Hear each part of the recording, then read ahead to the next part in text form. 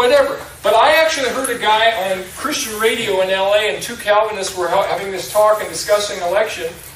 And this guy called in, and he said, I don't know why all this hand-wringing about whether you're elect or not, looking at your works and all that. And they said, what do you mean?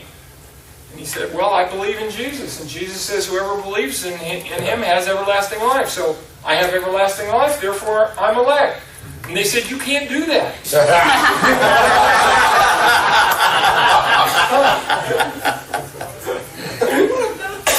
Yeah.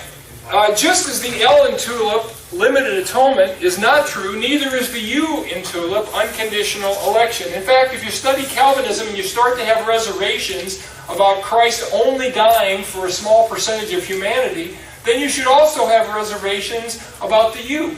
You should start saying, that's got questions. It seems to me we should rejoice in assurance of our eternal destiny. Yeah. The promise is simple, the promise is true. The one who believes in Him has everlasting life. That includes me. I really like Roger sharing with people and going through the Gospel of John, however many weeks it took until they finally got it. That means me. And the guy puts his head down on his arm and he gets it. That was me too. And like Roger, I don't know when I was born again, because the guy who was giving me assurance, a great guy, he kept going through Ephesians 2, 8, and 9 and kept bringing me back there. And for about 6 weeks I kept saying, yes, but what about James? Or what about Hebrews? Or what about this? Or what about that? And he kept bringing me back here. And finally, you know what I understood and believed? This is true. Yeah.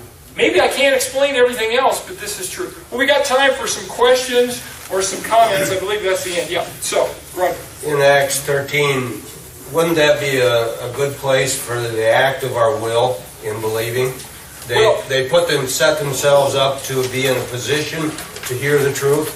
Yeah, for the tape, wouldn't Acts 13:46 and 48, they put themselves in position concerning eternal life to believe it. Wouldn't that be an act of the will? In my view, there is an act of the will concerning faith, but it's not believing. The act of the will is to be open.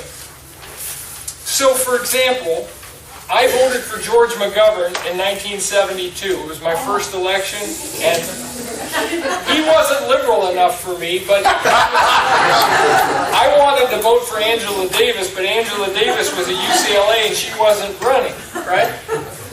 But honestly, I was basically a communist in 1972.